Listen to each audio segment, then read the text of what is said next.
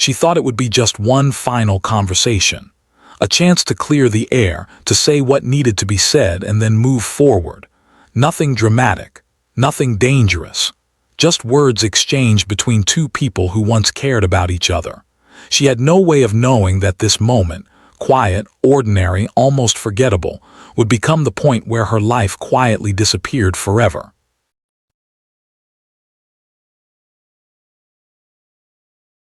Auburn, California was the kind of town where that sort of fear didn't exist. Nestled above the fog and below the snow line, Auburn felt insulated from the chaos of the outside world. Forests wrapped around it like a barrier. Dirt roads curved into the hills and vanished into trees. People described it as safe without hesitation. Families knew one another. Teenagers grew up together, shared classrooms, shared secrets. Serious crime felt distant, something that happened elsewhere to other people. In the summer of 2003, Auburn was home to 17-year-old Justine Vander. She stood out, not because she demanded attention, but because she radiated it naturally. Justine was expressive, confident, and creative. She designed her own clothes, sewed her own shirts, and talked openly about a future in fashion and beauty. She wasn't trying to escape her life, she was trying to expand it. At home, Justine was energy and motion. Laughter carried through the house when she was around.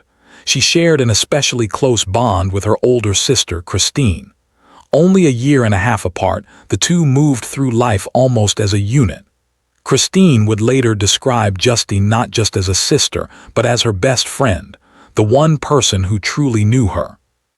To their parents, Dawn and Lynette Vander, Justine was deeply loved and deeply trusted. She was responsible, predictable, honest. She followed routines. She checked in. She didn't disappear without explanation. That trust would later become one of the most haunting details of all. Because whatever danger was approaching, Justine wasn't hiding in the forest trails or the dark corners of town. It wasn't a stranger. It wasn't random. It was already close. Close enough to feel familiar. Close enough to feel safe. And while Auburn slept peacefully beneath the trees, a crime was already taking shape, one that would fracture the town's sense of security forever.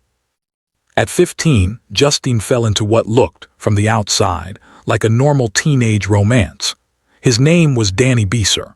The relationship moved fast, fueled by intensity and constant closeness, the kind of bond adults often dismiss as young love. Danny was almost always around. He spent so much time at the Vander home that he slowly stopped feeling like a guest and began feeling like part of the family. Justine's parents welcomed him. They trusted him. Danny was given rides, help finding work, even a key to the house. To someone who came from a less stable background, the Vander family represented something rare: structure, warmth, and belonging. And at first, he seemed grateful. But over time, something shifted. What began as attentiveness slowly hardened into scrutiny. Danny wanted to know where Justine was, who she was talking to, what she was doing at all times. He monitored her phone calls and messages. He questioned her friendships. If she spent time without him, his reactions were sharp, emotional, and difficult to ignore. To outsiders, it could still be mistaken for devotion, but to Justine it felt different, heavy, suffocating. She didn't immediately tell her family everything. Like many teenagers, she tried to manage it herself. She reassured him. She explained herself. She gave ground. But the more independence she claimed, the more control Danny seemed to need. By early 2003, the cracks were showing. Justine was thinking about graduation, about her future, about who she wanted to become. Danny, on the other hand, seemed frozen in place. The idea of a life where he wasn't at the center of hers terrified him. His fear wasn't quiet anymore. It was visible, and it was growing. This is the point where so many stories like this begin to turn, where control disguises itself as love, and warning signs are easy to miss if you don't know what you're looking for. This is exactly the kind of hidden pattern we uncover on Unheard Confessions, stories where the truth only becomes clear when it's already too late. Justine was beginning to pull away. Danny could feel it. And in his mind, losing her didn't just mean heartbreak. It meant losing everything. By the time spring of 2003 arrived, Justine's world was quietly expanding, and Danny was closing in. During a spring break trip to Florida, Justine experienced something small, fleeting, and innocent. She met a Navy sailor. The interaction was brief, friendly, and unremarkable by most standards. But to Justine, it was eye-opening. It represented possibility, a glimpse of a wider life beyond Auburn and beyond the limits she had begun to feel pressing in around her. When she returned home, she talked about the encounter openly. She didn't hide it. She didn't think she needed to. To her, it was just a story. To Danny, it was proof. He became convinced that Justine was cheating on him. The belief took root quickly and refused to loosen its grip. Rather than confronting her directly or accepting her reassurances, Danny spiraled inward. His jealousy transformed into obsession. He talked about needing evidence, about catching her in a lie. At one point, he even asked someone close to Justine to secretly record her conversations by wearing a wire. The request was refused, but the damage was already done.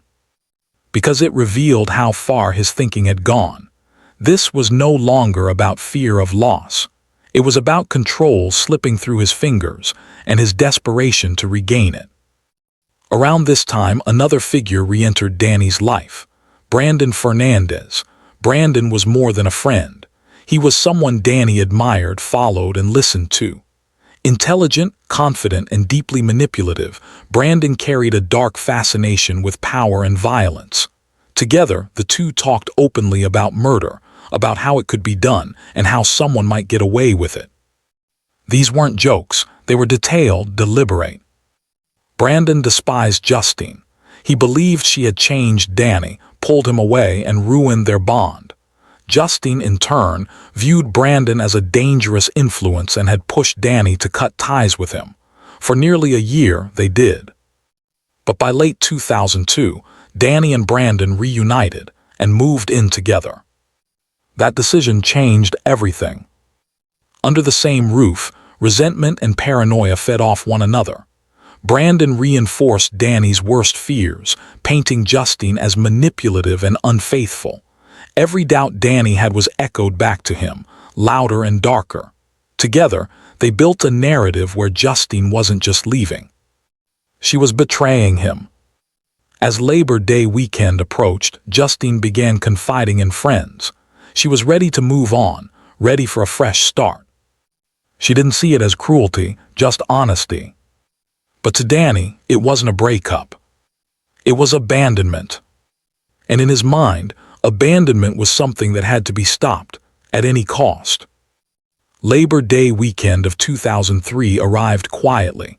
On the evening of September 1st, the Vander family returned home from their summer house in the Sierra Nevada mountains. It was an ordinary night. They shared a simple meal, laughed, talked. Nothing felt out of place. No arguments, no tension, no sense that anything was about to break. Before going to bed, Lynette Vander kissed her daughter on the forehead and told her she loved her. Later that night, Don Vander spoke with Justine on the phone before leaving early for work the next morning. It was a routine conversation, short, casual, familiar. It would be the last time either parent heard her voice. When Lynette entered Justine's bedroom the following morning, the silence felt wrong immediately. Justine wasn't there. Her bed appeared untouched, as if she hadn't slept in it at all. The family dog lay calmly on top of the covers, unmoved. The front door of the house stood open. Justine's truck was gone. She had taken no money, no identification, none of the belongings she would need if she planned to leave on her own. For someone known for responsibility and routine, the scene made no sense. This wasn't rebellion. This wasn't a teenage impulse. This was disappearance. Panic spread quickly through the Vander household. Calls were made. Neighbors were alerted. Within hours, Auburn began to mobilize. Friends, family members, and volunteers flooded the area, forming search parties and distributing flyers. Pink ribbons, Justine's favorite color, were tied to trees and lampposts across town, small symbols of hope fluttering in the breeze. Danny Beeser joined the searches. He wore missing person shirts. He spoke publicly about his fear and concern, presenting himself as a devastated boyfriend desperate for answers. To many, his grief appeared genuine. But investigators were already noticing something else.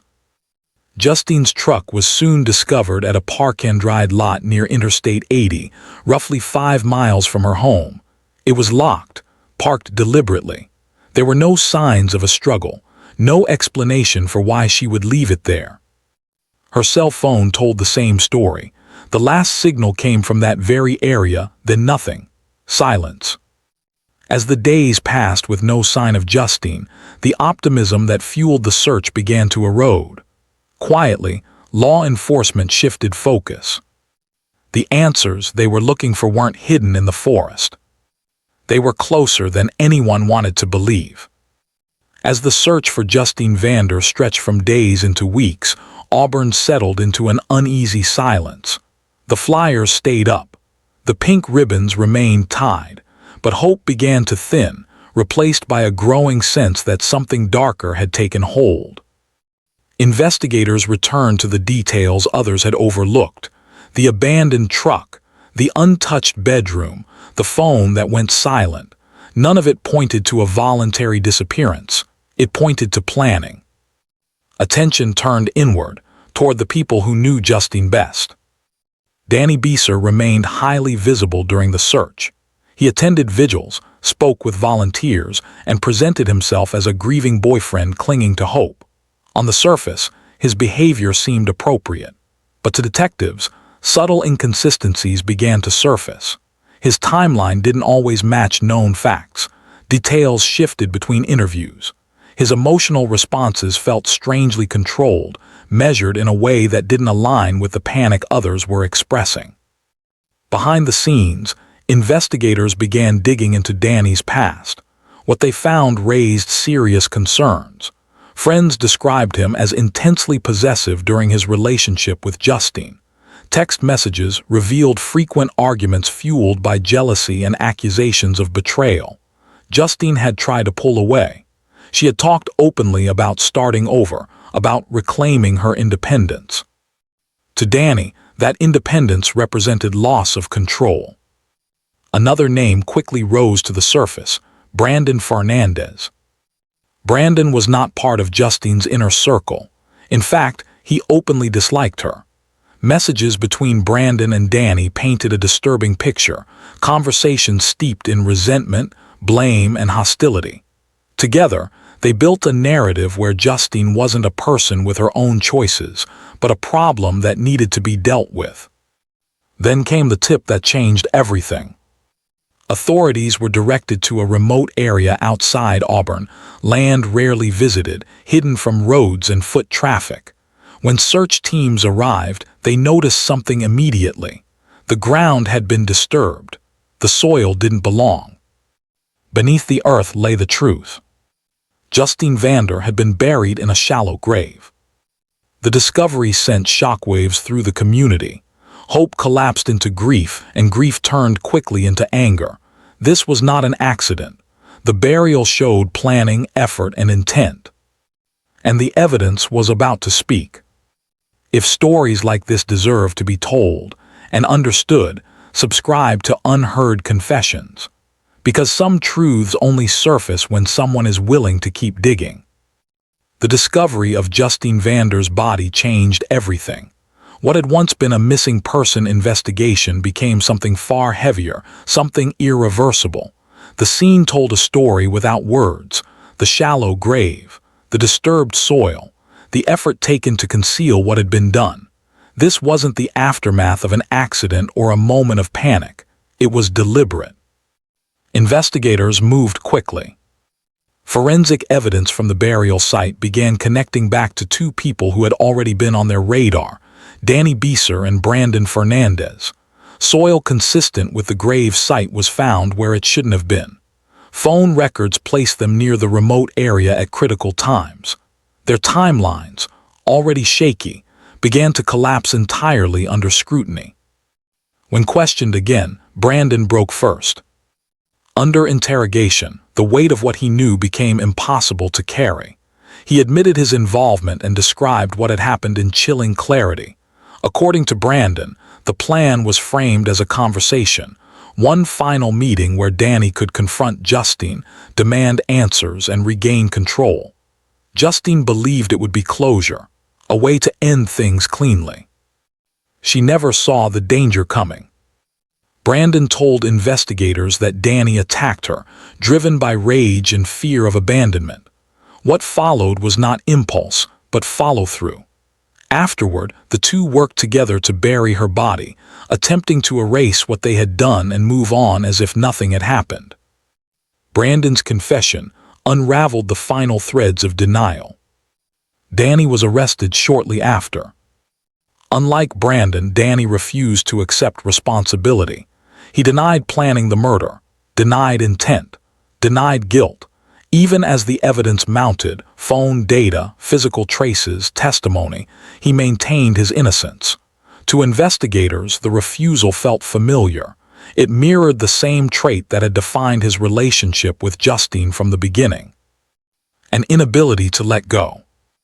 An unwillingness to face consequences. With arrests made and the truth finally emerging, Auburn was forced to confront the reality it had resisted for weeks. The danger had never come from the shadows of the forest or the isolation of the trails.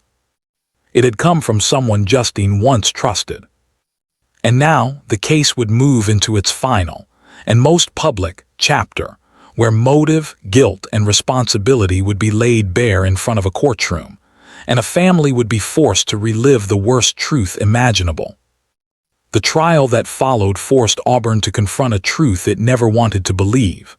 Inside the courtroom, the story of Justine Vander was laid out piece by piece, not as rumor or speculation, but as evidence. Prosecutors painted a picture of obsession that had hardened into entitlement, an entitlement that had turned lethal. This was not a moment that spun out of control.